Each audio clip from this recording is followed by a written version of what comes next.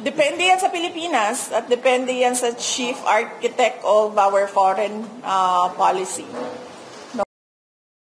Desisyon niya ng presidente kung isasali niya ang ating bansa sa giyera, which I think is a very, very bad idea. Kasi kung nakikita ninyo ngayon, this is a war of supremacy and domination. This is a war of supremacy and domination.